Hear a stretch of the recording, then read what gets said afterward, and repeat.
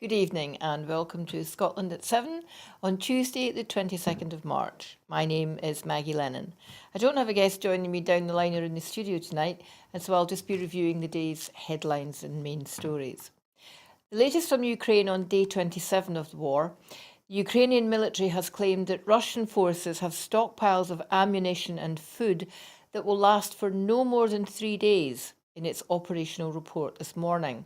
Officials said that the situation is similar with fuel, adding mobilisation is carried out chaotically. Most of them have no military speciality because they have never served in the military. Ukraine also claimed its forces have retaken the town of Makiiv, just over 30 miles or 50 kilometres west of Kyiv. Ukrainian President Volodymyr Zelensky urged direct talks with Vladimir Putin, saying, "Without this meeting, it is impossible to fully understand what they are ready for in order to stop the war." Zelensky told the Italian parliament, "For Russian troops, Ukraine is the gate of Europe where they want to break in." Italian Prime Minister Mario Draghi said that Ukraine had offered heroic resistance and that Italy would support Kyiv's bid to join the EU. A journalist at Russia's Komsomolskaya Pravda newspaper has said that a story which appeared on its website on Monday morning, claiming nearly 10,000 Russian troops had been killed in Ukraine, was the result of a hack on their website. A Ukrainian MP for Odessa has said he anticipates a Russian land operation against the city launched from the Black Sea. Residential areas in Odessa were reportedly targeted for the first time during the war on Monday. The mayor of Boryspil, Vladimir Borisenko, has urged civilians to leave the town. It is located just outside Kyiv, near Ukraine's largest international airport. Ukraine's Deputy Prime Minister, Irina Vereshchuk, has appealed to Russia to allow humanitarian supplies into the besieged southern city of Mariupol and to let civilians leave. A convoy of 15 buses carrying 1,114 evacuees is set to depart on a 200-kilometre trip on Tuesday, where people will receive food, medical and psychological support, as well as resettlement assistance. EU leaders intend to set up a trust fund for Ukraine as it battles Russia's invasion and to help it rebuild after the war, according to a draft document prepared before Thursday's EU summit. Forest fires have erupted in the vicinity of the Chernobyl nuclear reactor, with Ukraine claiming that Russian control of the abandoned power plant is hampering efforts to control the flames. At least 7 fires have been spotted within Chernobyl's exclusion zone via satellite imagery taken by the European Space Agency, according to a statement by Ukraine's parliament. The fires were probably ignited by the armed aggression of the Russian Federation, the parliament said, although it's not clear whether it was shelling, arson, or some other factor that caused the outbreak. Fires like these within 10 kilometres of the plant are particularly dangerous, the statement has added, with Ukraine claiming its firefighters are unable to tackle the blazes due to Russia's presence. Russian forces captured the Chernobyl plant in the opening days of the invasion of Ukraine in February. The site was the location of the 1986 explosion and resulting fire that caused a major nuclear disaster, spreading radioactive contamination across Europe. The plant and surrounding area have largely been sealed off since then. However, about 200 tonnes of fuel remain at the bottom of the crippled reactor and is relatively unprotected. Experts have raised concern that fierce fighting in the area could damage the reactor further and cause radioactive material to escape. Ukrainian authorities say the ongoing war is also hindering attempts to monitor radiation levels at Chernobyl. There is no data on the current state of radiation pollution of the exclusion zone's environment, which makes it impossible to adequately respond to threats, says Ukraine's state-run nuclear company. Radiation levels in the exclusion zone and beyond, including not only Ukraine, but also other countries, could significantly worsen. In 2020, a forest fire near the reactor caused radiation levels to spike to 16 times above normal. The conflagration was extinguished after a 2-week effort by firefighters, with a man arrested for allegedly starting the fire for fun. Climate scientists have pointed out that such potential disasters are partially a symptom of global heating, with rising temperatures causing forests to dry out and become more suitable fuel for fire. In Europe, places from Sweden to the Mediterranean have experienced record fire outbreaks in recent years. In the Chernobyl region itself, the die-off of surrounding trees due to the nuclear disaster has left a large amount of dead, fire-prone wood that is susceptible to large blazes. In 2015, an international team of scientists warned that an expanding flammable area associated with climate change will lead to a high risk of radioactive contamination with characteristic fire peaks in the future. The study added that firefighting infrastructure in the area was understaffed and underfunded even before the Russian invasion. Excuse me. Separate research published last year confirmed that smoke from forest fires can carry radioactive material and that the escalating climate crisis risks nuclear wildfires that present a pressing yet little discussed problem.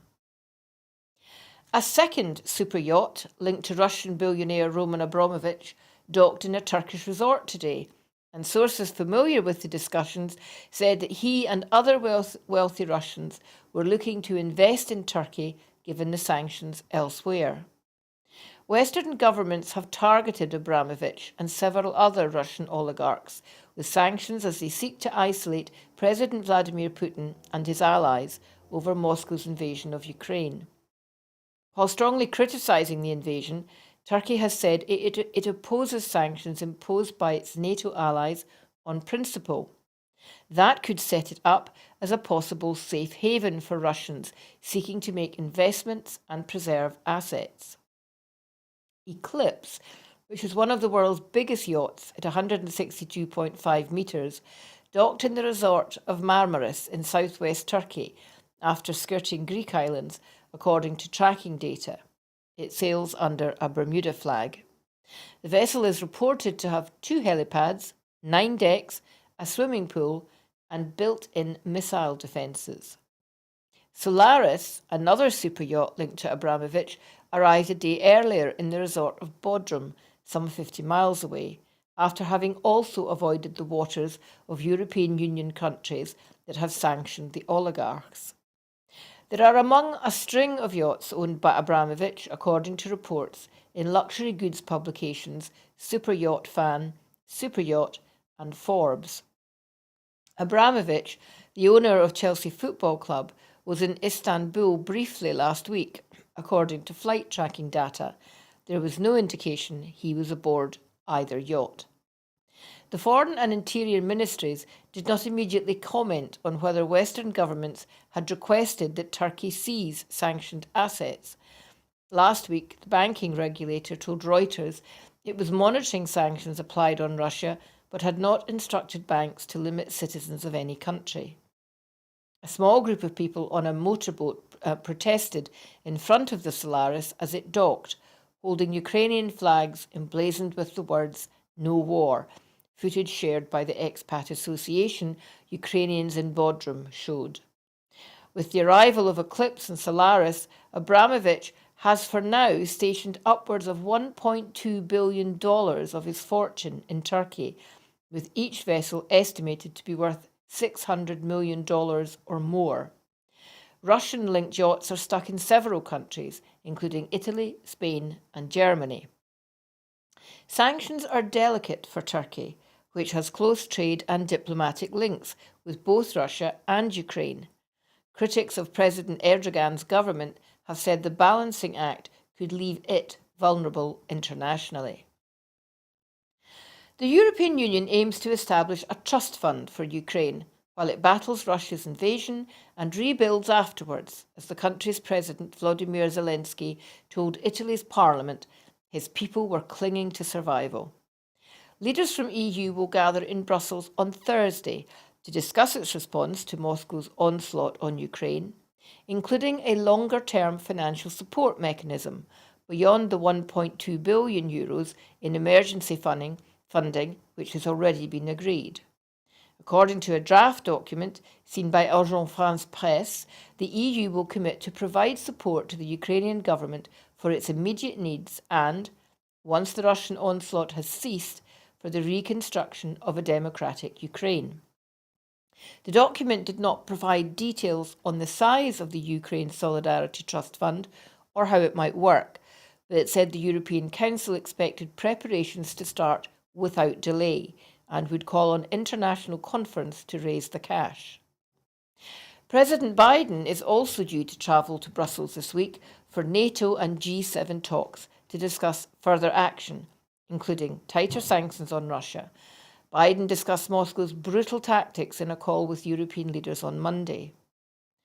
Addressing the Italian parliament in Rome, President Zelensky said that for Russian forces, Ukraine is the gate to Europe where they want to break in, but barbarism must not be allowed to pass.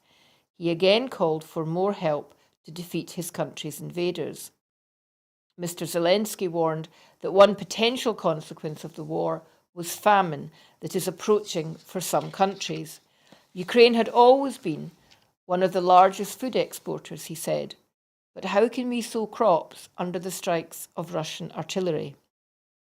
In an interview with European Broadcasting late on Monday, President Zelensky said an end to the war would only be negotiated if he met Russia's President Vladimir Putin and repeated his acknowledgement that the Ukraine could now not secure NATO membership. Responding to the Ukrainian leader, Italy's Prime Minister Mario Draghi said Ukraine had offered heroic resistance to the invading Russian forces and Italy would support its bid to join the EU, which Kyiv has long said it wants to do. Mr. Draghi said EU accession was a lengthy process because of the reforms needed to integrate fully with the bloc, but added, "I want to say to President Zelensky that Italy is at Ukraine's side in this process. Italy wants Ukraine in the European Union." 50 Ukrainian orphans and their carers are at last able to start the final leg of their long journey to the safety of Scotland today. The youngsters, ranging in age from 2 to 19, were supposed to fly to London yesterday. However, problems with the paperwork required by the Home Office had prevented them from leaving Poland. This paperwork issue has now been resolved, and flights to the UK and on to Scotland are now being arranged. The Ukrainian orphans' journey has its roots all the way back in 2005, when the Dnipro Kids charity was set up by supporters of Scottish Premier League team Hibernian FC, after fans visiting local orphanages to present gifts following Hibs' European tie against Dnipro were moved to do more. Commenting on the news, SNP Westminster lead Ian Blackford MP said, "I'm absolutely delighted that the necessary paperwork has now been issued and I'm working closely with Dnipro Kids, the Scottish Government and Virgin Atlantic to ensure we can get the children safely to Scotland imminently.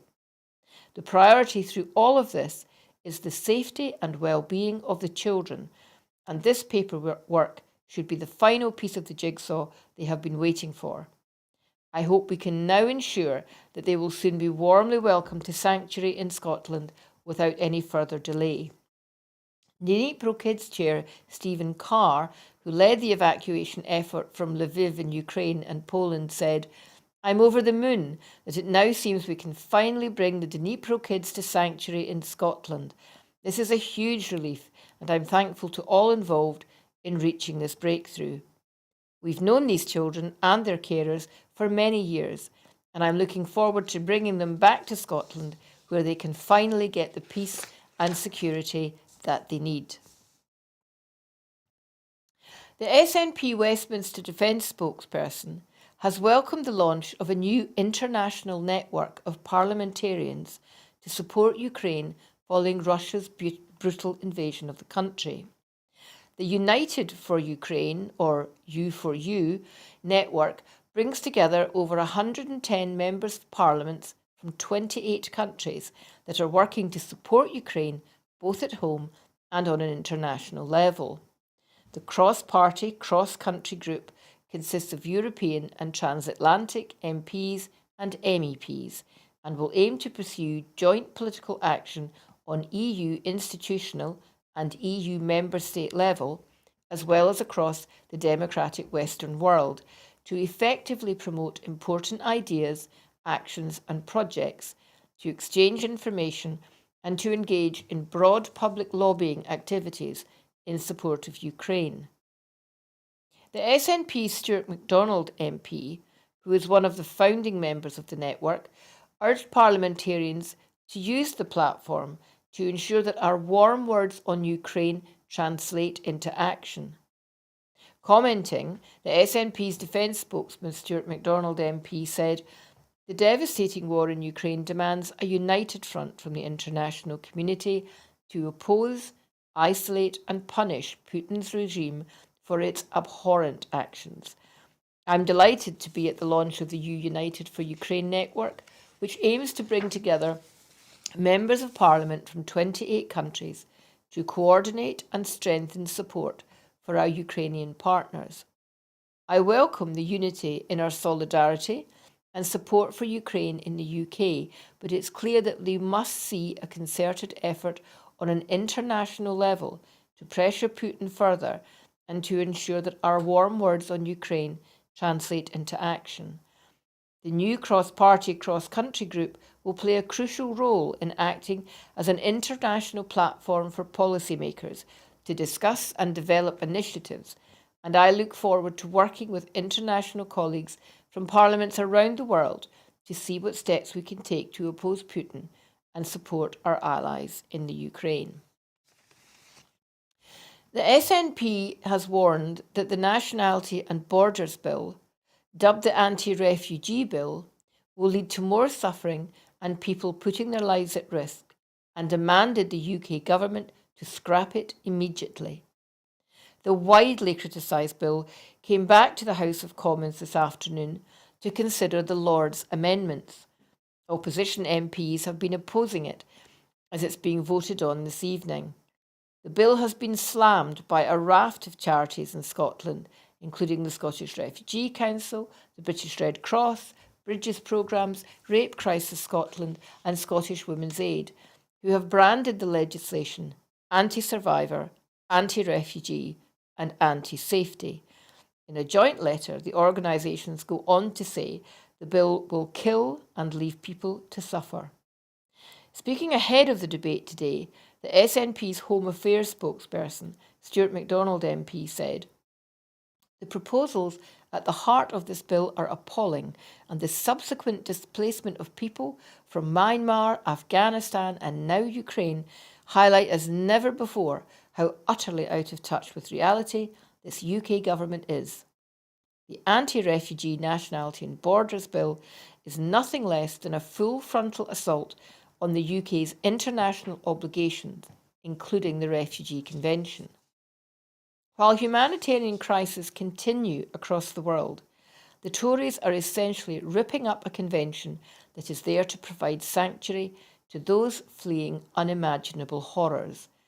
If passed, the bill will see many people seeking safety criminalised, with an offence punishable with up to 4 years in prison, whether they have fled the Taliban in Afghanistan, sought refuge from the wars in Syria, or are fleeing the illegal war Russia is pursuing in Ukraine. Boris Johnson chaired a meeting on how to increase UK's nuclear power output last night, as he prepares to publish his energy security strategy this month amid soaring energy prices. The Prime Minister discussed domestic nuclear projects with leaders from the nuclear industry at a roundtable meeting at 10 Downing Street, number 10 said. Boris Johnson is expected to publish the government's energy security strategy later in March, against a backdrop of rocketing energy bills, which were already creating a cost of living crisis, even before Moscow's invasion of Ukraine led ministers to pledge to phase out Russian energy. Labour has said it supports building more nuclear sites, and Shadow Chancellor Rachel Reeves called on Sunday for ministers to get on with the investment in new nuclear, as well as renewable energy. Environmental experts have raised concerns over how to safely dispose of nuclear waste after the decommissioning of nuclear power plants. The UK generated less than half, only 43%, of its electricity from renewable sources in 2020, and gas-fired power plants still play a significant role, with the UK relying on gas for heating as well as electricity. Nuclear power plants currently provide about a sixth of the UK's electricity. Scotland, on the other hand, produced 97% of its electricity from clean renewables in 2020, equivalent to 25% of the whole of UK's electricity consumption in that year. The Scottish Government remains opposed to any further development of nuclear energy in Scotland, preferring to see increased development of wind, tidal and carbon capture and storage. Scotland has an estimated potential of 36.5 gigawatts of wind and 7.5 gigawatts of tidal power, 25% of the estimated total capacity for Europe, and up to 14 gigawatts of wave power, potentially 10% of European capacity. Climate activists have also reacted with concern to reports that Shell is reconsidering its decision to abandon development of the Cambo oil field off Shetland, warning that such a reversal would further threaten emissions reductions targets. Shell could U-turn on a decision to pull out of the North Sea project because the economic, political and regulatory environment has changed enormously since the decision was announced just 3 months ago, according to media reports today. Brent crude oil was priced at below $70, £53 roughly, a barrel in December when Shell announced the long-expected decision on Cambo. But since then, prices have surged, reaching $116 a barrel on Tuesday morning, in part because of concerns over Russian supplies that could be disrupted or blocked because of the invasion of Ukraine. The price rise has prompted analysts across the fossil fuel industry to re-examine the economics of projects. Shell is thought to still have its own analysts assigned to the Cambo project, in which it still owns an interest. Governments around the world are scrambling to wean themselves off Russian oil and gas in response to the invasion. And Boris Johnson has said the UK should increase its own domestic fossil fuel output, including in the North Sea. However, the Scottish Government remains opposed to further development of fossil fuels in Scotland, seeing a faster, greener route to replacing Russian fuel exports by developing Scotland's renewable resources. The Scottish Greens said that Shell would be gambling with our future if it reverses its decision to pull out of the Cambo oil field. The Scottish Government has announced today a £4 million funding package to help improve infrastructure on Scotland's islands. The capital investment will be allocated to the 6 island local authorities to fund the improvement, creation or safeguarding of locally developed infrastructure projects. This funding is part of the £30 million Islands programme established to support the implementation of the National Islands Plan, landmark strategy to improve the quality of life for island communities with 13 objectives and over 100 specific measures to address population decline, tackle climate change and improve transport, housing, the delivery of public services and digital connectivity. Speaking at the Convention of Highlands and Islands, Cabinet Secretary for Rural Affairs and the Islands, Marie Goujon, said, "I'm pleased to announce a further investment from the £30 million National Islands Plan Infrastructure Investment Fund. I'm providing £4 million across the 6 island local authorities, which will enable us to work together to support critical projects and to help make our islands even better places to live, study, work and raise a family." That's all the main headlines for tonight. I hope you enjoy the rest of your evening, and we're going to leave with our usual appeal for funds to help keep this important independent broadcasting company on the road. Thank you and good evening. What distinguishes Broadcasting Scotland from a website or blog, apart from our brilliant programmes, Hi there, I'm Gordon Ross. are the costs we face to enable us to produce those programmes. These costs are significant and ongoing. However, our facilities are able to do so much more if only we had the staff. In the last year, some of our supporters have cancelled their subscriptions. In one way, we would prefer it if it was because they didn't like us, rather than it being because of the financial pressures which we are all under because of COVID. The really positive outcome of our fundraiser is that at a time of economic challenge in Scotland, we will use your donations to create jobs and in a small way contribute to improving the Scottish economy. If you want us to be Scotland's independent broadcaster, able to provide an alternative mainstream television platform, then please support us. Scotland is going to be an independent country. Just imagine what we could do if we had even 1% of the BBC Scotland channel's budget. Imagine.